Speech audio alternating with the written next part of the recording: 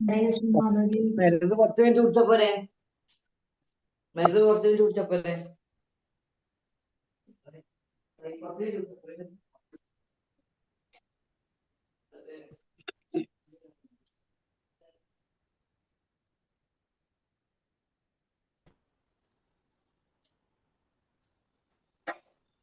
ഹരേ കൃഷ്ണ. ഓം നമോ ഭഗവതേ വാസുദേവായ. ഓം നമോ ഭഗവതേ വാസുദേവായ. ഓം നമോ ഭഗവതേ വാസുദേവായ. ഓം അജ്ഞാനതിമിരാന്ധസ്യ ജ്ഞാനാഞ്ജനാശലാകയ ചക്ഷുരുന്മീലിതം യേന തസ്മൈ ശ്രീ ഗുരവേ നമഃ.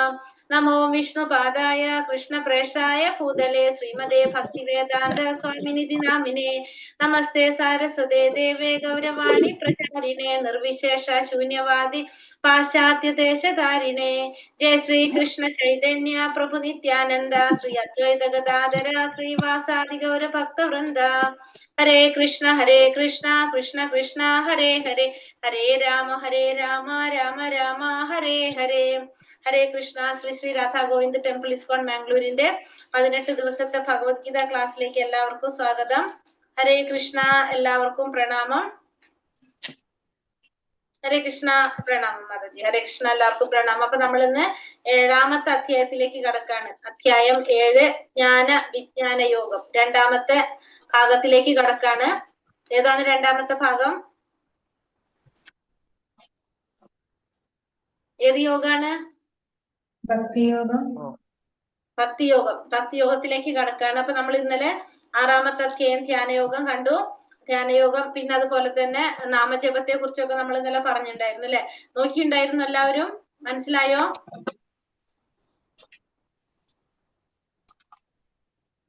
ഹരേ കൃഷ്ണ. ഓക്കെയാണ്? എന്തെങ്കിലും ഒന്ന് പറയോ? ഹരേ കൃഷ്ണ. നോക്കിയിരുന്നോ? ഹരേ മാതാജി. അപ്പൊ നമ്മൾ ഇന്ന് 7ാമത്തെ അധ്യായത്തിലേക്ക് പോകാം. അധ്യായം 7 ജ്ഞാന വിജ്ഞാന യോഗം.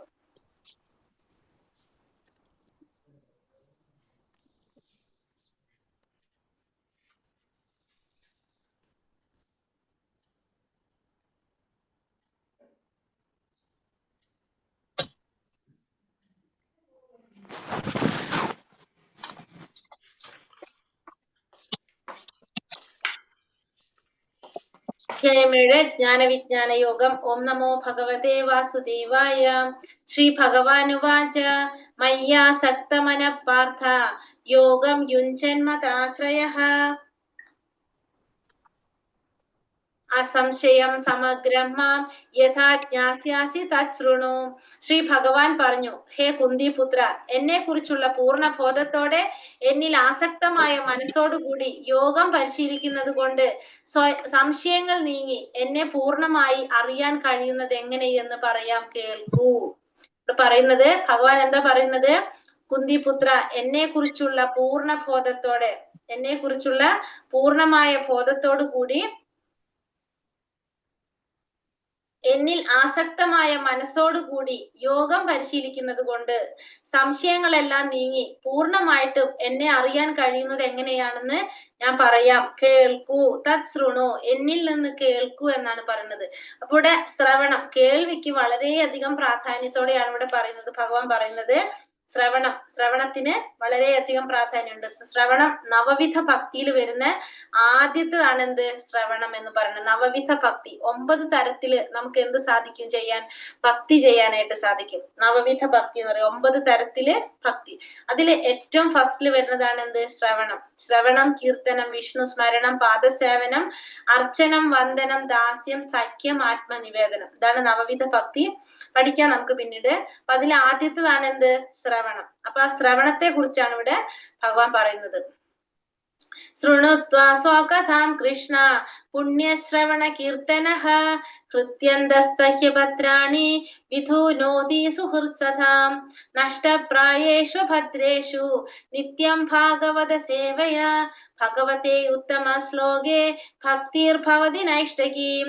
കൃഷ്ണനെ കുറിച്ച് വൈദിക സാഹിത്യത്തിൽ പറഞ്ഞിട്ടുള്ളത് കേൾക്കുന്നതും ഭഗവത്ഗീതയിലൂടെ നേരിട്ട് ഭഗവാന്റെ വാക്കുകൾ കേൾക്കുന്നതും ഒരു പുണ്യകർമ്മമാണ്. അപ്പൊ ഭഗവാനെ കുറിച്ച് വൈദിക സാഹിത്യത്തിൽ പറഞ്ഞിട്ടുള്ളത് കേൾക്കുന്നതും ഭഗവത്ഗീതയിലൂടെ നേരിട്ട് ഭഗവാന്റെ വാക്കുകൾ കേൾക്കുന്നതും രണ്ടും എന്താണ്? പുണ്യകർമ്മമാണ്. എല്ലാവരുടെയും ഹൃദയത്തിൽ കുടികൊള്ളുന്ന ഭഗവാൻ കൃഷ്ണൻ തന്റെ കഥകൾ കേൾക്കുന്നവർക്ക് ഹിതകാരിയായ സുഹൃത്തിനെ പോലെ പ്രവർത്തിക്കുകയും നിരന്തരം കൃഷ്ണ കഥാശ്രവണത്തിൽ ഏർപ്പെടുന്ന ഭക്തനെ പവിത്രീകരിക്കുകയും ചെയ്യുന്നു. അപ്പോ ഭഗവാൻ എങ്ങനെയാണ് പറഞ്ഞത്? ഭഗവാന്റെ കുറിച്ചുള്ള കഥകൾ കേൾക്കുന്നവർക്ക്, ഭഗവാനെ കുറിച്ചുള്ള കഥകൾ കേൾക്കുന്നവർക്ക് ഹിതകാരിയായ ഒരു സുഹൃത്തിനെ പോലെ പ്രവർത്തിക്കുന്നു. അപ്പൊ ഭഗവാനെ കുറിച്ചുള്ള കഥകൾ വരുന്നത് ഏതിലാണ്? ഭാഗവതത്തില്. അപ്പൊ ഭാഗവതം കേൾക്കുന്നവർക്ക്, ഭഗവാൻ കൃഷ്ണൻ തന്റെ കഥകൾ കേൾക്കുന്നവർക്ക് ഹിതകാരിയായ ഒരു സുഹൃത്തിനെ പോലെ പ്രവർത്തിക്കുകയും നിരന്തരം കൃഷ്ണ കഥാശ്രവണത്തിൽ ഏർപ്പെട്ടിരിക്കുന്ന ഭക്തന്, എപ്പോഴും ഭഗവാനെ കുറിച്ചുള്ള ശ്രവണത്തില് ഏർപ്പെട്ടിരിക്കുന്ന ഭക്തനെ പവിത്രീകരിക്കുകയും ചെയ്യുന്നു. അങ്ങനെ തന്നിൽ ഉറങ്ങിക്കിടന്നിരുന്ന അതീന്ദ്രിയമായ ജ്ഞാനം ഭക്തനിൽ തനിയെ വളർന്നു വരും. അപ്പൊ അങ്ങനെ ഓരോരുത്തരിലും എന്തുണ്ട്? ഭഗവാനോടുള്ള ഒരു ആഗ്രഹം അല്ലെങ്കിൽ ഒരു സ്നേഹം, ഭക്തി എല്ലാവരിലും ഉണ്ട്. അത് തന്നെത്താന് ആ അതീന്ദ്രിയമായ ജ്ഞാനം തന്നെത്താനെ വളർന്നു വരും എന്നാണ് പറയുന്നത്. എങ്ങനെയാണ്? ഈ കൃഷ്ണ കഥ കേൾക്കുന്നതിലൂടെ, ശ്രവണത്തിലൂടെ. അപ്പൊ നമ്മൾ ഏറ്റവും കൂടുതൽ പ്രാധാന്യം കൊടുക്കേണ്ടത് എന്തിനാണ്? ശ്രവണത്തിനാണ്. ഭക്തിയുടെ ആദ്യത്തെ സ്റ്റെപ്പാണ് എന്ത്? ശ്രവണം എന്ന് പറയുന്നത്. നമ്മൾ ഭഗവാന്റെ കഥകൾ കേൾക്കുക. ഭാഗവതം കേൾക്കുന്നതിലൂടെ നമ്മുടെ ഉള്ളിലെ സുഹൃത്തിനെ പോലെ പ്രവർത്തിക്കുന്നു. പിന്നെ ആ ഭക്തനെ പവിത്രീകരിക്കുകയും ചെയ്യുന്നു. മനുഷ്യാണാം സഹസ്രേഷു കശ്ചിദത്തതി സിദ്ധയേ യഥാ താമപി സിദ്ധാനം കശ്ചിൻ മാം വേത്തി തത്വതഃ. ആയിരക്കണക്കിന് ആളുകളിൽ ചിലപ്പോൾ ഒരാൾ പൂർണ്ണത നേടാൻ ഉദ്യമിച്ചേക്കാം. അങ്ങനെ പൂർണ്ണത നേടിയവരിലും ഒന്നിലേറെ പേർ എന്നെ തികച്ചും അറിയുന്നതില്ല. അപ്പൊ ആയിരക്കണക്കിന് ആളുകളില് ചിലപ്പോൾ ഒരാൾ എന്തിനു ശ്രമിക്കാം? പൂർണ്ണത നേടാനായിട്ട് ഉദ്യമിക്കാം. പക്ഷെ അങ്ങനെ പൂർണ്ണത നേടിയവരിലോ ഒന്നിലേറെ പേര് എന്നെ കുറിച്ച് അറിയുന്നതും ഉണ്ടാവില്ല. അപ്പൊ കുറെ ആയിരക്കണക്കിന് ആളുകള് എന്തിനു വേണ്ടി ശ്രമിക്കും? പൂർണ്ണത നേടാൻ വേണ്ടിയിട്ട് ശ്രമിക്കും. അങ്ങനെ പൂർണ്ണത നേടാൻ ശ്രമിക്കുന്നവരില് എല്ലാവർക്കും പൂർണ്ണത നേടാൻ പറ്റില്ല. അങ്ങനെ പൂർണ്ണത നേടുന്നവരിലാണെങ്കിലോ അവരിലും ഒന്നിലേറെ പേർക്ക് ഭഗവാനെ അറിയാനായിട്ട് സാധിക്കില്ല എന്നാണ് പറയുന്നത് ഇവിടെ. എല്ലാവർക്കും ഭഗവാനെ കുറിച്ച് അറിയാനായിട്ട് സാധിക്കില്ല. ഈശ്വര പരമാ കൃഷ്ണ സച്ചിദാനന്ദ വിഗ്രഹ അനാദിരാദിർ ഗോവിന്ദ സർവകാരണ കാരണം. കൃഷ്ണനാണ് പരംപുരുഷനായ ഭഗവാൻ. സർവകാരണങ്ങൾക്കും കാരണഭൂതനും ആദിപുമാനായ ഗോവിന്ദനും അദ്ദേഹം തന്നെയാണ്. അപ്പൊ ഭഗവാനാണ് എന്ത്? സർവകാരണ കാരണം. എല്ലാത്തിനും കാരണഭൂതനായിട്ടുള്ളത് ആരാണ്? ഭഗവാനാണ്. ആദിപൂമാനായിട്ടുള്ള ഗോവിന്ദനും ആര് തന്നെയാണ്? ഭഗവാൻ തന്നെയാണ്. ഭക്തി ഇല്ലാത്തവർക്ക് അദ്ദേഹത്തെ മനസ്സിലാക്കാൻ വളരെ പ്രയാസമാണ്. അപ്പൊ ഭക്തി ഇല്ലാതെ ഭഗവാനെ കുറിച്ച് അറിയാൻ സാധിക്കില്ല. ഭഗവാനെ കുറിച്ച് അറിയണമെങ്കിൽ എന്ത് വേണം? ഭക്തി വേണം. ഭക്തി സേവനത്തിന്റെ വഴി എത്രയും എളുപ്പമുള്ളതെന്ന് അവർ ഉദ്ഘോഷിക്കും. അപ്പൊ ഈ ഭക്തിയെ കുറിച്ച് അറിയാത്തവരെന്ത് വിചാരിക്കും? ഭക്തി എന്ന് പറഞ്ഞാൽ ഭയങ്കര എളുപ്പമാണെന്ന് വിചാരിക്കും. പക്ഷെ ഇത് അഭക്തന്മാർക്ക് മനസ്സിൽ പരിശീലിക്കാൻ കഴിയില്ല. ഭക്തി ഇല്ലാത്തവർക്ക് ഇത് പരിശീലിക്കാനായിട്ട് സാധിക്കില്ല. ഭക്തി മാർഗം ഇത്രയും നിഷ്പ്രയാസമാണെങ്കിൽ അവർ എന്തിന് വിഷമമുള്ള വഴിക്ക് പോകുന്നു? അപ്പൊ ഭക്തിമാർഗം ഇത്രയും നിഷ്പ്രയാസം നേടാൻ സാധിക്കുന്നെങ്കിൽ പിന്നെ ഇത്രയും വിഷമമുള്ള വഴിക്ക് പോകേണ്ട ആവശ്യമില്ലല്ലോ. ഭൂമിരാപനലോ വായു ഖമ്മനോ ബുദ്ധിരേവച അഹങ്കാര ഇതീയമ്മേ ഭിന്ന പ്രകൃതിരഷ്ടത. ഇവിടെ പറയുന്നതാണ് എന്റെ ഭിന്നമായ ഭൗതിക പ്രകൃതി ഭൂമി, ജലം, അഗ്നി, വായു, ആകാശം, മനസ്സ്, ബുദ്ധി, മിഥ്യാഹങ്കാരം ഇങ്ങനെ 8 എണ്ണം അടങ്ങുന്നതാണ്. അപ്പോ ഭഗവാന്റെ ഭിന്നമായിട്ടുള്ള ഭൗതിക പ്രകൃതി എന്ന് പറയുന്നത് എങ്ങനെയാണ്? ഭൂമി, ജലം, അഗ്നി, വായു, ആകാശം, മനസ്സ്, ബുദ്ധി, മിഥ്യാഹങ്കാരം ഈ 8 എണ്ണം അടങ്ങിയതാണ് എന്ത്? ഭഗവാന്റെ ഭിന്നമായിട്ടുള്ള ഭൗതിക പ്രകൃതി. ഭൗതിക പ്രകൃതി എന്ന് പറയുന്നത് ഏതൊക്കെയാണ്? ഭൂമി, ജലം, അഗ്നി, വായു, ആകാശം, മനസ്സ്, ബുദ്ധി, മിഥ്യാഹങ്കാരം ഈ 8 എണ്ണം അടങ്ങിയതാണ് എന്ത്? ഭൗതിക പ്രകൃതി എന്ന് പറയുന്നത്. ഈ ഭൗതിക പ്രകൃതിയെ നിയന്ത്രിക്കുന്നത് ഭഗവാന്റെ 3 വിഷ്ണുമൂർത്തികളാണ്. എന്തിനു നിയന്ത്രിക്കുന്നത്? ഭഗവാന്റെ രൂപവിസ്തരണം പൂർണ്ണമായിട്ടുള്ള ഭഗവാൻ കൃഷ്ണന്റെ പൂർണ്ണ രൂപവിസ്തരണങ്ങളാണ് ഈ ഭൗതിക പ്രകൃതിയെ നിയന്ത്രിക്കുന്നത്. ആ അതിനെ വിഷ്ണുമൂർത്തികൾ എന്ന് പറയാം. ആ വിഷ്ണുമൂർത്തികളാണ് ഈ പ്രപഞ്ചത്തെ, ഭൗതിക പ്രകൃതിയെ നിയന്ത്രിക്കുന്നത്. അതൊക്കെയാണത്.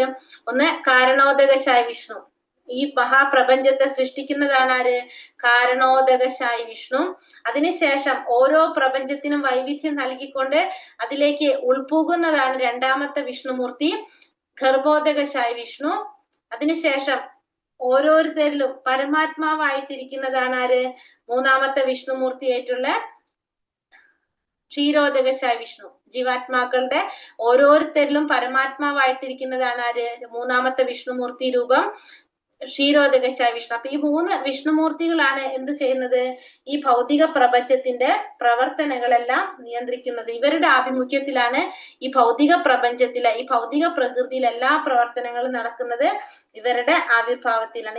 ഈ മൂർത്തികളാണ് എന്ത്? ഭഗവാന്റെ അവതാരങ്ങൾ, പുരുഷാവതാരങ്ങൾ എന്ന് പറയും നമ്മൾ. ഈ മൂർത്തികളെ പുരുഷാവതാരങ്ങൾ എന്നാണ് പറയുന്നത്. ഗർഭോദകശായ വിഷ്ണു, കാരണോദകശായ വിഷ്ണു, ഗർഭോദകശായ വിഷ്ണു, ക്ഷീരോദകശായ വിഷ്ണു. അപ്പൊ ഭഗവാന്റെ ഭിന്നമായ ഭൗതിക പ്രകൃതിയിലെ ഉള്ള ഘടകങ്ങൾ 8 എണ്ണം. ഭൂമി, ജലം, അഗ്നി, വായു, ആകാശം, മനസ്സ്, ബുദ്ധി, മിഥ്യാഹങ്കാരം. ഈ ഭൗതിക പ്രകൃതിയെ നിയന്ത്രിക്കുന്നത് ഭഗവാന്റെ തന്നെ രൂപവിസ്തരണങ്ങളായിട്ടുള്ള 3 വിഷ്ണുമൂർത്തികളാണ് നിയന്ത്രിക്കുന്നത്. അതാണ് നമ്മളിപ്പോ പറഞ്ഞ ഗർഭോദകശായ വിഷ്ണു, ക്ഷീരോദകശായ വിഷ്ണു, കാരണോദകശായ വിഷ്ണു. അപരേയമിതസ്ത്വന്യാം പ്രകൃതിം വിദ്ധി മേ പരാം ജീവഭൂത മഹാബാഹോ യേദം ധര്യതേ ജഗത്.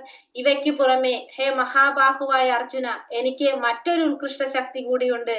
ഈ താഴ്ന്ന തരം ഭൗതിക പ്രകൃതിയുടെ വിഭവങ്ങളെ ചൂഷണം ചെയ്യുന്ന ജീവഗണങ്ങളാണത്. അപ്പൊ ഇത് കൂടാതെ എനിക്ക് വേറെ ഒരു ഉത്കൃഷ്ട ശക്തി കൂടിയുണ്ട്. അതെന്താണത്?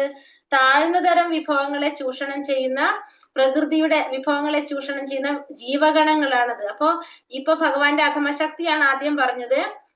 ഇനി ഭഗവാൻ ഒരു ഉത്കൃഷ്ട ശക്തിയുണ്ട്. ഉത്കൃഷ്ട ശക്തി ഏതാണ്? ജീവാത്മാക്കളാണ് ഭഗവാന്റെ ഉത്കൃഷ്ട ശക്തി. ജീവഗണങ്ങള്, ഈ ഭൗതിക പ്രകൃതിയെ ചൂഷണം ചെയ്യുന്ന ജീവാത്മാക്കൾ അല്ലെങ്കിൽ ജീവഗണങ്ങളാണ് ഭഗവാന്റെ ഉത്കൃഷ്ട ശക്തി എന്ന് പറയുന്നത്.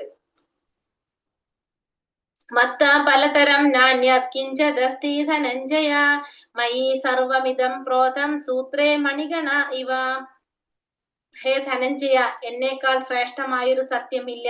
മുത്തുകൾ നൂലിന്മേൽ എന്ന പോലെ സർവ്വതും എന്നിൽ ഇണക്കി കോർക്കപ്പെട്ടിരിക്കുന്നു. അപ്പൊ ഭഗവാൻ പറയാണ് അർജുനനോട്, എന്നേക്കാൾ ശ്രേഷ്ഠമായൊരു സത്യമില്ല.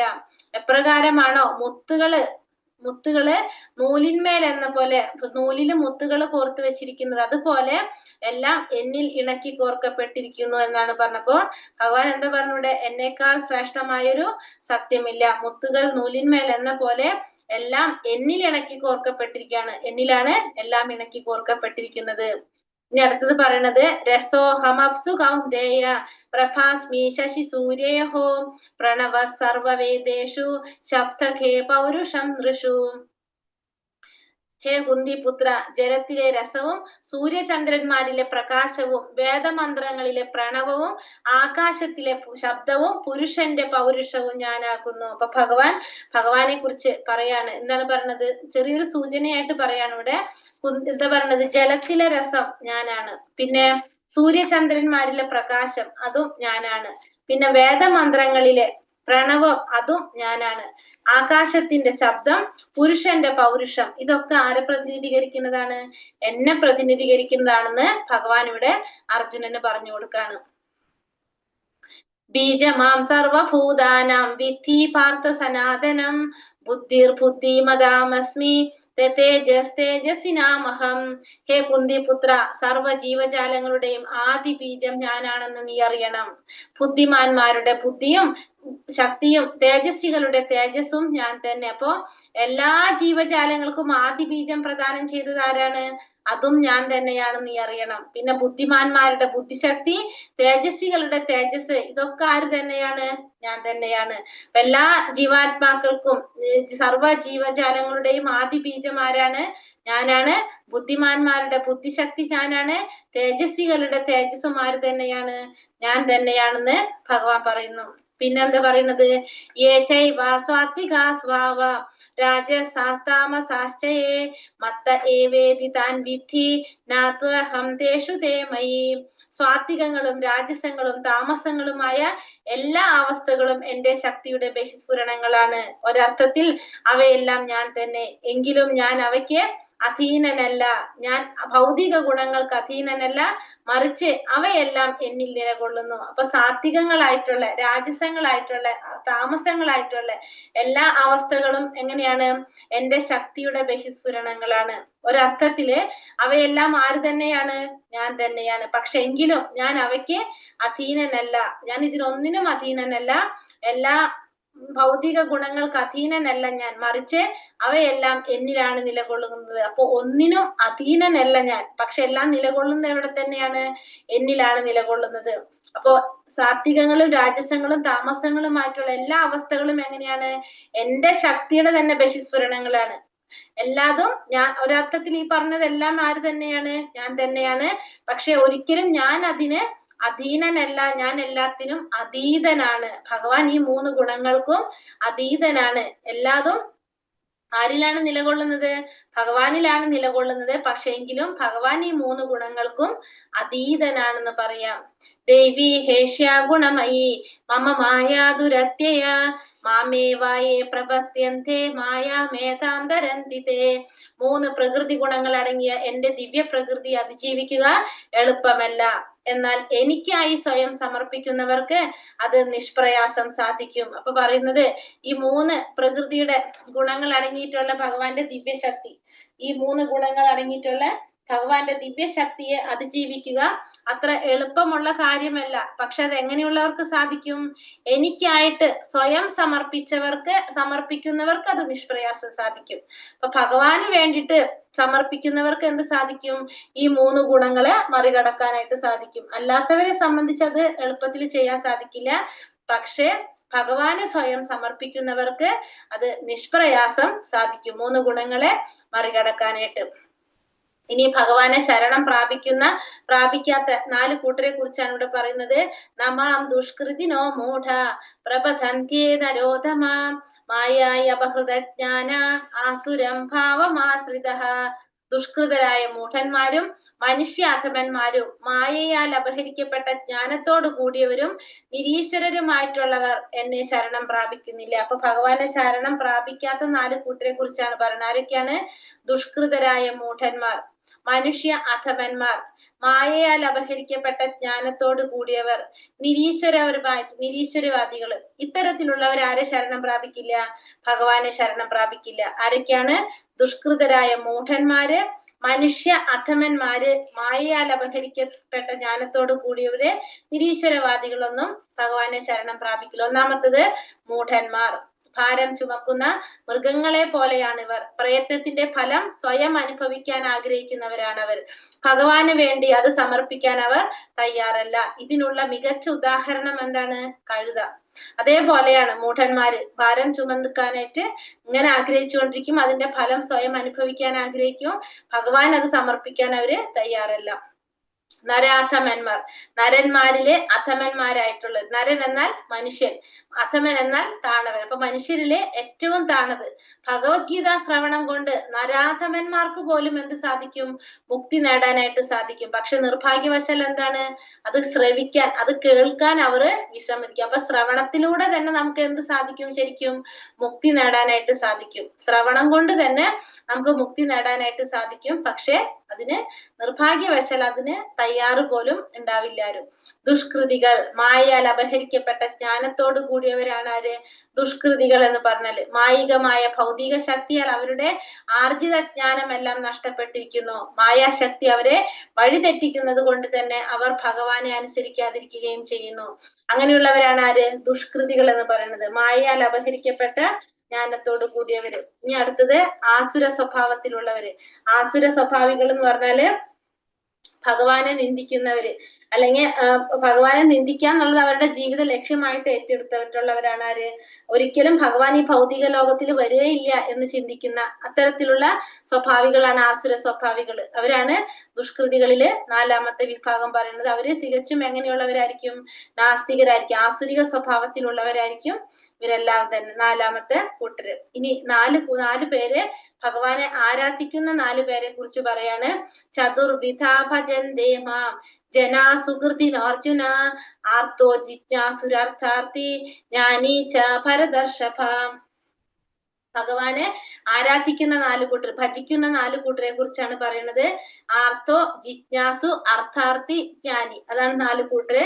ഹേ ഭാരതകുല ശ്രേഷ്ഠ, സുഹൃതികളായ 4 കൂട്ടരാണ് എന്നെ ഭജിക്കുന്നത്. ദുഃഖിതൻ, ധനകാംക്ഷി, ജിജ്ഞാസു, പരമസത്യത്തെ അന്വേഷിക്കുന്ന ജ്ഞാനി. അപ്പോ ദുഃഖം വരുമ്പോ ധനം ആഗ്രഹിച്ചുകൊണ്ട്, അല്ലെങ്കിൽ ജിജ്ഞാസു ഭഗവാനെ കുറിച്ച് അറിയാനുള്ള ഒരു ആഗ്രഹം കൊണ്ട്, അല്ലെങ്കിൽ ആ പരമസത്യത്തെ അന്വേഷിക്കുന്ന ജ്ഞാനി. ഇങ്ങനെ 4 തരത്തിലുള്ളവരാണ് ആര്?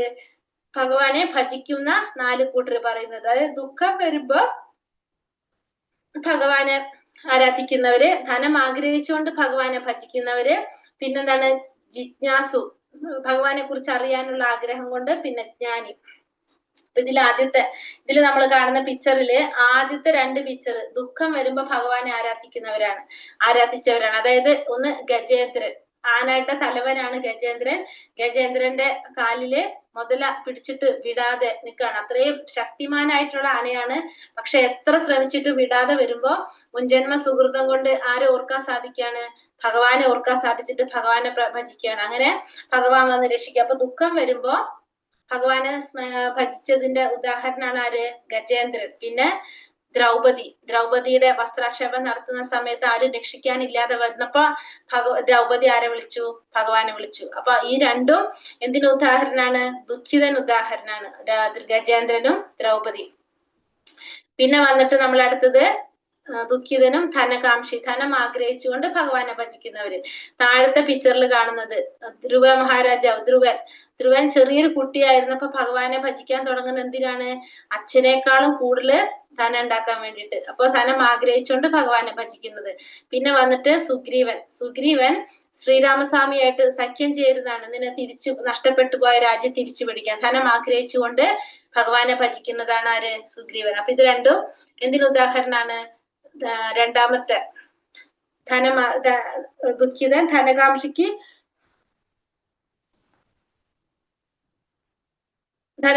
ഉദാഹരണമാണ് രണ്ടാമത്. പിന്നെ അടുത്തത് ജിജ്ഞാസു എന്ന് വെച്ചാൽ അറിയാനുള്ള ആഗ്രഹം കൊണ്ട് ഭഗവാനെ ഭജിക്കുന്നത്. അതായത് ഭഗവാനെ കുറിച്ച് കേൾക്കാൻ വേണ്ടിയിട്ട്. പരീക്ഷിത്ത് മഹാരാജാവ്, പിന്നെ നൈമിഷ്യാരണത്തിൽ ഒത്തുകൂടിയിട്ടുള്ള ഋഷിമാര്, ഇവര് രണ്ടും ആർക്ക് ഉദാഹരണമാണ്? ജിജ്ഞാസുവിന് ഉദാഹരണമാണ്. പിന്നെ പരമസത്യത്തെ അന്വേഷിക്കുന്ന ജ്ഞാനി ശുകദേവ ഗോസ്വാമിയാണ് ആര്? പരമസത്യത്തെ അന്വേഷിക്കുന്ന അജ്ഞാനിക്ക് ഉദാഹരണം. അമ്മയുടെ വയറ്റില് 16 വർഷമാണ് അമ്മയുടെ വയറ്റിലിരുന്നത്. കാരണം പുറത്ത് വന്നു കഴിഞ്ഞാൽ മായ പിടിക്കുമെന്ന് മനസ്സിലാക്കിക്കൊണ്ട് അദ്ദേഹം പുറത്തേക്ക് വരാൻ തയ്യാറായില്ല. ഭഗവാൻ സ്വയം വന്ന് പറയുമ്പോഴാണ്, നിന്നെ പിടിക്കില്ല, ഞാൻ രക്ഷിക്കാം എന്ന് പറയുമ്പോഴാണ് ശുകദേവ ഗോസ്വാമി അമ്മയുടെ ഗർഭത്തിൽ നിന്ന് പുറത്തു വരുന്നത്. അപ്പൊ ഇതാണ് ജ്ഞാനിക്ക് ഉദാഹരണം ശുകദേവ ഗോസ്വാമി. ബഹൂനാം ജന്മനാമന്തേ ജ്ഞാനവാൻ മാം പ്രപദ്യതേ വാസുദേവ സർവമിതി സാമഹാത്മാസു ദുർലഭഃ. അസംഖ്യം ജനന മരണങ്ങൾക്ക് ശേഷം ജ്ഞാനവാനായ വ്യക്തി സർവജ്ഞനാണ്. കാരണങ്ങൾക്കും കാരണഭൂതനും സർവവ്യാപിയുമാണ് ഞാനെന്ന് മനസ്സിലാക്കി അവർ എന്നെ ശരണം പ്രാപിക്കുന്നു. അപ്രകാരമുള്ള മഹാത്മാക്കൾ വളരെ വിരളമാണ്. അപ്പൊ അസംഖ്യം ജനന മരണങ്ങൾക്ക് ശേഷം ജ്ഞാനവാനായ വ്യക്തി എങ്ങനെയാണ്? സർവജ്ഞനായിരിക്കും. എങ്ങനെ? അസംഖ്യം ജനന മരണങ്ങൾക്ക് ശേഷം, കുറെ ജനനമരണത്തിന് ശേഷം ജ്ഞാനവാനായിട്ടുള്ള വ്യക്തിക്ക് സർവജ്ഞനാകാൻ സാധിക്കും. അപ്പൊ എന്ത് മനസ്സിലാകും? കാരണങ്ങൾക്കും കാരണഭൂതനും സർവവ്യാപിയുമാണ് ഞാൻ. കാരണങ്ങൾക്കും കാരണഭൂതനും സർവവ്യാപിയുമാണ് ഞാനെന്ന് മനസ്സിലാക്കിയിട്ട് അവർ എന്നെ ശരണം പ്രാപിക്കും. പക്ഷെ അത്തരത്തിലുള്ള മഹാത്മാക്കളോ വളരെ കുറവുമായിരിക്കും. അപ്പൊ എല്ലാത്തിനും കാരണം ഞാനാണ് എന്ന് മനസ്സിലാക്കി, സർവവ്യാപിയാണ് ഞാൻ, എല്ലാത്തിനും കാരണം ഞാനാണെന്ന് മനസ്സിലാക്കിയിട്ട് അവര് എന്നെ ശരണം പ്രാപിക്കും. പക്ഷെ അത്തരത്തിലുള്ള മഹാത്മാക്കൾ വളരെ വിരളമായിട്ട് ഉണ്ടാകുന്നുള്ളൂ.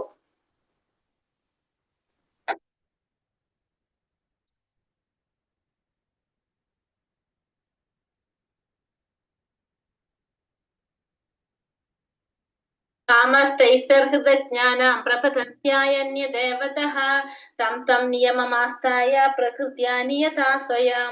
ഭൗതിക അഭിലാഷങ്ങളാൽ അപഹരിക്കപ്പെട്ട ജ്ഞാനത്തോടു കൂടിയവർ ദേവന്മാരെ ശരണം പ്രാപിക്കുന്നു. പ്രത്യേക നിയമങ്ങളും നിബന്ധനകളും അനുസരിച്ച് അവർ സ്വപ്രകൃതിയാൽ ദേവന്മാരെ ആരാധിക്കുന്നു. അപ്പൊ ഭൗതികമായ അഭിലാഷങ്ങളാൽ അപഹരിക്കപ്പെട്ട ജ്ഞാനത്തോടു കൂടിയവർ, അതായത് നമുക്ക് ഭൗതികമായിട്ടുള്ള ആഗ്രഹങ്ങളുള്ളവര്, അവര് എന്താ ചെയ്യുന്നത്? ദേവന്മാരെ ശരണം പ്രാർത്ഥിക്കും. ഭൗതികമായ അഭിലാഷങ്ങളാൽ അപഹരിക്കപ്പെട്ട ആ ജ്ഞാനത്തോട്, ഭൗതികമായിട്ടുള്ള ആഗ്രഹങ്ങൾ കൊണ്ട് അപഹരിക്കപ്പെട്ട ജ്ഞാനത്തോട് കൂടിയവര്, നമ്മൾ അങ്ങനെയുള്ളവർ എന്ത് ചെയ്യും? ദേവന്മാരെ ശരണം പ്രാപിക്കും. പ്രത്യേക നിയമങ്ങളും നിബന്ധനകളും അനുസരിച്ച് അവർ സ്വപ്രകൃതിയാൽ ദേവന്മാരെ ആരാധിക്കുന്നു. അപ്പൊ അവരെന്താ ചെയ്യണത്? അവരുടേതായിട്ടുള്ള നിയമങ്ങളും നിബന്ധനകളും അനുസരിച്ച് അവരെന്ത് ചെയ്തുകൊണ്ടിരിക്കും? ദേവന്മാരെ ആരാധിക്കുന്നു. അപ്പൊ പ്രത്യേക നിയമങ്ങളും നിബന്ധനകളും അനുസരിച്ച് അവർ സ്വപ്രകൃതിയാൽ ദേവന്മാരെ ആരാധിക്കുന്നു. അപ്പൊ അങ്ങനെയുള്ളവര് ദേവന്മാരെ ആരാധിക്കുന്നു. അടുത്തത് പറയാം. ഇവിടെ പറയുന്നത് ദേവന്മാരെ ആരാധിക്കുന്നു. അടുത്ത ശ്ലോകത്തിൽ കൊടുത്തിട്ടില്ല. എന്നിട്ട് ഭഗവാൻ പറയുന്നത് എന്താണ്? ഞാൻ പരമാത്മാ രൂപേണ സർവ്വഹൃദയങ്ങളിലും കുടികൊള്ളുന്നു. ഏത് ദേവതയെ ആരാധിക്കാൻ ആഗ്രഹിക്കുന്നുവോ ആ പ്രത്യേക മൂർത്തിയിൽ മുഴുവൻ ശ്രദ്ധ കേന്ദ്രീകരിക്കത്തക്ക വിധം ഒരാളുടെ വിശ്വാസം ഉറപ്പിക്കുന്നത് ഞാനാണ്. അപ്പോ ഭഗവാൻ എല്ലാവരുടെ ഉള്ളിലും പരമാത്മാവായിട്ട് ഭഗവാൻ ഇരുന്നു കൊണ്ട് ഏത് മൂർത്തിയിലാണോ നമ്മൾ ആരാധിക്കാൻ ആഗ്രഹിക്കുന്നത്, നമ്മുടെ ഉള്ളിൽ ആഗ്രഹം ആർക്കറിയാം? ഭഗവാൻ അറിയാം. അപ്പൊ നമ്മൾ ഏത് മൂർത്തിയിലാണോ ആഗ്രഹിക്കുന്നത് ആരാധിക്കാൻ, ആ മൂർത്തിയില് ശ്രദ്ധ കേന്ദ്രീകരിച്ച് മുഴുവൻ ശ്രദ്ധയും കേന്ദ്രീകരിക്കത്തക്ക വിധം നമ്മുടെ വിശ്വാസം ഉറപ്പിക്കുന്നതും ആര് തന്നെയാണ്? ഭഗവാൻ തന്നെയാണ് എന്ന് ഭഗവാനോട് പറയുന്നു. അതിനുശേഷം അടുത്ത ശ്ലോകത്തിൽ ഭഗവാൻ പറഞ്ഞു തരുന്നുണ്ട്, അങ്ങനെ വിശ്വാസം ഉറപ്പിച്ച് ഒരു ദേവനെ ആരാധിക്കാൻ ഉതിരുന്ന വ്യക്തിക്ക് താൻ ഇച്ഛിക്കുന്നത് കൈവരും. വാസ്തവത്തിൽ ഈ അഭിഷ്ടം നിറവേറ്റുന്നതും ആര് തന്നെയാണ്? ഞാൻ തന്നെയാണ്. അപ്പോ ദേവന്മാരെ ആരാധിക്കുന്നവർ, ഭൗതിക അഭിലാഷങ്ങളെ അപഹരിക്കപ്പെട്ട ജ്ഞാനത്തോടു കൂടിയ ഭൗതികമായ ആഗ്രഹങ്ങളുള്ളവര് ദേവന്മാരെ ആരാധിക്കും. ദേവന്മാരെ ആരാധിക്കാനായിട്ട് അവരിൽ ആ വിശ്വാസം ഉറപ്പിക്കുന്നത് ആരാണ്? ഭഗവാൻ തന്നെയാണ്. ഇപ്പോ ദേവന്മാരിൽ ഇപ്പൊ നമുക്ക് ഇപ്പൊ ഒരാൾക്ക് മഹാദേവനെയാണ് ആരാധിക്കുന്നതെങ്കിൽ ആ മഹാദേവനിൽ വിശ്വാസം ഉണ്ടാക്കി തരുന്നത് ആരാണ്? ഭഗവാനാണ്. അങ്ങനെ ആ വിശ്വാസം ഉണ്ടാക്കി തന്നെ നമ്മൾ എന്തെങ്കിലും ഒരു കാര്യം ആഗ്രഹം പറഞ്ഞിട്ടുണ്ടാവും മഹാദേവന്റെ അടുത്ത്, അത് നമുക്ക് നടത്തി തരുന്നത് ആരിലൂടെയാണ്? ഭഗവാനിലൂടെയാണ്. അതായത് ഇപ്പൊ നമ്മളൊരു കാര്യം മഹാദേവനോട് പറഞ്ഞാൽ മഹാദേവൻ ആരോട് പറയണം? ഭഗവാനോട് പറയണം. എന്നിട്ട് വേണം നമുക്ക് ആ കാര്യം തിരിച്ചു നടത്തി തരണമെങ്കിൽ. അപ്പൊ അത് നടത്തി തരുന്നത് ശരിക്കും ആര് തന്നെയാണ്? ഭഗവാൻ തന്നെയാണ്. പക്ഷെ ആരിലൂടെ നടത്തി തരുന്നു? മഹാദേവനിലൂടെ നടത്തി തരുന്നു. അതായത് ഏതൊരു ദേവനായാലും, ഇപ്പൊ സരസ്വതിയുടെ എടുത്താലും ആരെടുത്താലും, ദേവി ദേവതകൾ ആരെടുത്താലും നമ്മൾ അവരോട് എന്തെങ്കിലും ആഗ്രഹം, ഇപ്പൊ സരസ്വതി ദേവിയോട് നമ്മൾ വിദ്യക്ക് വേണ്ടിയിട്ട് പ്രാർത്ഥിക്കുകയാണെങ്കിൽ അത് വിദ്യാദേവത ആരോട് പറയണം? ഭഗവാനോട് പറയണം. ഇന്ന ആള് ഇന്ന കാര്യത്തിന് പറഞ്ഞിട്ടുണ്ട്. അപ്പൊ ഭഗവാൻ ഓക്കെ പറഞ്ഞാലാണ് നമുക്കത് ആ സരസ്വതി ദേവി തരുന്നത്. അപ്പൊ ഇത് നമുക്ക് തരുന്നത് ആര് തന്നെയാണ്? വാസ്തവത്തിൽ ആഭിഷ്ടം നിറവേറ്റി തരുന്നത് ഞാൻ തന്നെയാണെന്ന് ഭഗവാൻ പറയുന്നു. അടുത്ത ശ്ലോകത്തിൽ ഭഗവാൻ പറയുന്നു, അന്തവത്തു ഫലം തേഷാം തത്ഭവത്യൽപമേധസാം ദേവാൻ ദേവയജോ യാന്തി മത്ഭക്തായാന്തി മാമപി. മൂഢന്മാരാണ് ദേവന്മാരെ ആരാധിക്കുന്നത്. അവർക്ക് കിട്ടുന്ന ഫലമാകട്ടെ തുച്ഛവും ക്ഷണികവുമാണ്. ദേവന്മാരെ പൂജിക്കുന്നവർ ദേവന്മാരുടെ ലോകങ്ങളിലെത്തും. എന്റെ ഭക്തന്മാരാകട്ടെ പരമോന്നതനായ എന്റെ ധാമത്തിലെത്തുന്നു. അപ്പൊ ഇത്രയും കാര്യങ്ങൾ പറഞ്ഞിട്ട് ഭഗവാൻ പറയാണ്, ഭഗവാൻ ഇത് ചെയ്തു തരുന്നുണ്ട്. പക്ഷെ എന്നിരുന്നാലും ഭഗവാൻ പറയുന്നത് എന്താണ്? ഈ ദേവന്മാരെ ആരാധിക്കുന്നവര് മൂഢന്മാരാണ്. അവർക്ക് കിട്ടുന്ന ഫലമാണെങ്കിലോ തുച്ഛമായിട്ടും ക്ഷണികമായിട്ടുള്ളതാണ്. ദേവന്മാരെ ആരാധിക്കുന്നവര് ദേവന്മാരുടെ ലോകത്തിലേക്കാണ് പോകുന്നത്. ഭഗവാന്റെ ഭക്തന്മാര് ഭഗവാന്റെ ധാമത്തിലേക്ക് പോകും. കാരണം ഭഗവാന്റെ ധാമം എവിടെയാണ്? ദേവന്മാരുടെ രണ്ട് സ്ഥലത്താണ്. അപ്പൊ ദേവന്മാരെ ആരാധിക്കുന്നവർ എവിടെ പോകും? ദേവന്മാരുടെ ലോകത്താ പോകാം. അവിടെ ചെന്നാൽ നമുക്ക് എന്തുണ്ട്? ജനന മരണങ്ങളുണ്ട്. നമ്മുടെ ലോകത്തിന്റെ തൊട്ടപ്പുറത്താണ് എന്ത്? ദേവന്മാരുടെ ലോകം. അവിടേക്ക് പോകുന്നത് മൂഢന്മാരാണെന്നാ പറയണത്. ഭഗവാനെ ആരാധിക്കുന്നവരാണ് എവിടേക്ക് പോകുക? ഭഗവാന്റെ ലോകത്തേക്ക് പോകുക. കൃഷ്ണാവബോധത്തോടെ ഭഗവത് സേവനത്തിൽ ഏർപ്പെടുന്ന ശുദ്ധ ഭക്തൻ സച്ചിദാനന്ദ അവസ്ഥയിൽ ശാശ്വതമായി വാഴുമെന്നിരിക്കെ ഭക്തന് സിദ്ധിക്കുന്ന നേട്ടവും ഒരു സാധാരണ ദേവ ആരാധകന്റെ നേട്ടവും എത്ര വ്യത്യാസമാണ്. ഒരു ഭക്തന് കിട്ടുന്ന നേട്ടങ്ങൾ എന്ന് പറഞ്ഞാല് സച്ചിദാനന്ദ അവസ്ഥയിൽ ശാശ്വതമായി വാഴുന്ന ഒരു ഭഗവാനിൽ നിന്ന് ഒരു ഭക്തന് കിട്ടുന്ന നേട്ടവും സാധാരണ ദേവാരാധകന്റെ നേട്ടവും വ്യത്യസ്തമാണ്. ഭഗവാന് പരിമിതിയില്ല, വരദാനങ്ങൾക്ക് എണ്ണവുമില്ല. കാരുണ്യം ഭഗവാന്റെ അതിരറ്റതാണ്. അതുകൊണ്ട് തന്നെ ഭഗവാനെ ആരാധിക്കുന്ന ഭക്തൻ എന്താണ്, അദ്ദേഹത്തിൽ നിന്റെ കനിവും അതിരറ്റതായിരിക്കും. അപ്പൊ അത്രയും അനുഗ്രഹങ്ങൾ ആരിൽ നിന്ന് കിട്ടും, ഭഗവാനിൽ നിന്ന് കിട്ടും. പക്ഷെ ദേവന്മാർക്ക് കൊടുക്കാവുന്ന വരദാനങ്ങൾക്ക് പരിമിതിയുണ്ട്. നാഹം പ്രകാശ സർവസ്യ യോഗമായ സമാവൃതഃ മൂഢോയം നാപി ജാനാതി ലോകോ മാമജമവ്യയം. ബുദ്ധിയില്ലാത്തവർക്കും മൂഢന്മാർക്കും ഞാൻ ഒരിക്കലും പ്രത്യക്ഷനാവില്ല. യോഗമായ എന്ന എന്റെ അന്തരംഗ ശക്തി അവരിൽ നിന്ന് എന്നെ മറച്ചു വെക്കുന്നു. തന്മൂലം അജനും അവ്യയനും ആണ് ഞാനെന്ന് അവർ അറിയുന്നില്ല. ഇനി ഭഗവാൻ പറയാണ്, ഭഗവാൻ എല്ലാവർക്കും കാണാൻ സാധിക്കില്ല. ബുദ്ധിയില്ലാത്തവർക്ക്, മൂഢന്മാർക്ക്, അവർക്കൊന്നും ഭഗവാനെ ഒരിക്കലും കാണാൻ സാധിക്കില്ല. അവരിൽ നിന്ന് ഭഗവാനെ മറച്ചു പിടിക്കുകയാണ് ആര്, യോഗമായ, ഭഗവാന്റെ അന്തരംഗ ശക്തിയായിട്ടുള്ള യോഗമായ, അല്ലെങ്കിൽ രാധാറാണി എന്ന് പറയാം. രാധാറാണി അല്ലെങ്കിൽ യോഗമായ അന്തരംഗ ശക്തി ഭഗവാന് അവരിൽ നിന്ന്, ഈ മൂഢന്മാരിൽ നിന്ന് മറച്ചു പിടിക്കുന്നു. തന്മൂലം അജനും നിത്യനും അവ്യയനുമായ ഞാനെ അവരറിയുന്നില്ല. അപ്പൊ എന്നെ അവരാരും അറിയുന്നില്ല. കാരണം അവരിൽ നിന്ന് ഭഗവാനെ മറച്ചു പിടിക്കുകയാണ് ആര്, ഭഗവാന്റെ അന്തരംഗ ശക്തിയായിട്ടുള്ള യോഗമായ ഭഗവാനെ അവരിൽ നിന്ന് മറച്ചു പിടിക്കുന്നു. വേദാഹം സമതീതാനി വർത്തമാനാനി ചാർജുന ഭവിഷ്യാണി ച ഭൂതാനി മാം തും വേദാന കശ്ചന.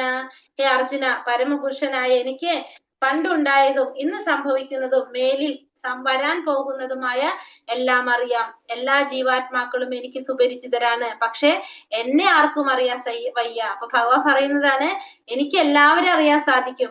എനിക്ക് പണ്ടുണ്ടായതും ഇന്ന് സംഭവിക്കുന്നതും മേലിൽ വരാൻ പോകുന്നതുമായിട്ടുള്ള എല്ലാ കാര്യങ്ങളും ആർക്കറിയാം, എനിക്കറിയാം. പക്ഷെ അവർക്കൊന്നും അറിയാൻ സാധിക്കില്ല, എന്നെ ആർക്കും അറിയാനായിട്ട് സാധിക്കില്ല. അപ്പൊ ഭഗവാൻ എല്ലാതും അറിയാം, പക്ഷെ ഭഗവാനെ ആർക്കും അറിയാനായിട്ട് സാധിക്കില്ല.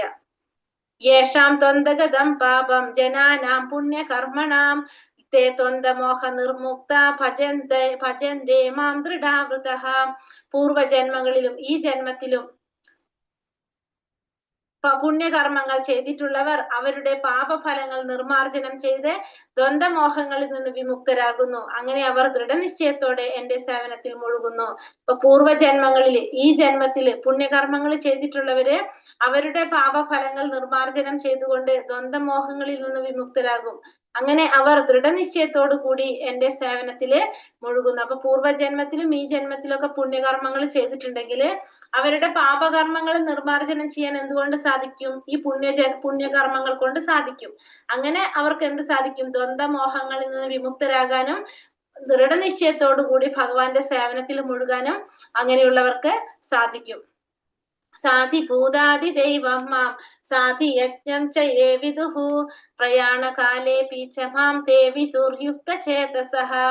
എന്നെ അറിയുകയും എപ്പോഴും എന്നെ കുറിച്ചുള്ള ബോധം പുലർത്തുകയും ചെയ്യുന്നവർ ഭൗതിക പ്രപഞ്ചങ്ങളുടെയും ദേവന്മാരുടെയും സർവ്വയജ്ഞങ്ങളുടെയും നിയന്താവാണ് ഭഗവാൻ. ഭഗവാനാണ് ഞാനെന്നറിയുന്നവർ മരണസമയത്ത് പോലും എന്നെ സ്മരിക്കും. അപ്പൊ ഭഗവാനെ അറിയണം, ഭഗവാനെ കുറിച്ചുള്ള ബോധം പുലർത്തണം. എങ്ങനെയാണ് ഭഗവാൻ അറിയേണ്ടത്, ഭൗതിക പ്രപഞ്ചത്തിന്റെയും ദേവന്മാരുടെയും സർവ്വയജ്ഞങ്ങളുടെയും നിയന്താവാണ് ഭഗവാൻ എന്ന് മനസ്സിലാക്കുന്നവർക്ക് മരണസമയത്ത് പോലും ഭഗവാനെ സ്മരിക്കാനായിട്ട് സാധിക്കും. അപ്പൊ ഭഗവാനെ മനസ്സിലാക്കണം. എങ്ങനെ അറിയണം, ഭൗതിക പ്രപഞ്ചത്തിന്റെയും ദേവന്മാരുടെയും സർവ്വയജ്ഞങ്ങളുടെയും നിയന്താവാണ് ഭഗവാൻ എന്നറിയുന്നവർക്ക് മരണസമയത്ത് പോലും ഭഗവാനെ സ്മരിക്കാനായിട്ട് സാധിക്കും. ഹരേ കൃഷ്ണ കൃഷ്ണ കൃഷ്ണ ഹരേ ഹരേ, ഹരേ രാമ രാമ രാമ ഹരേ ഹരേ. വഞ്ചാകൽപതരൂപേശ്ച കൃപ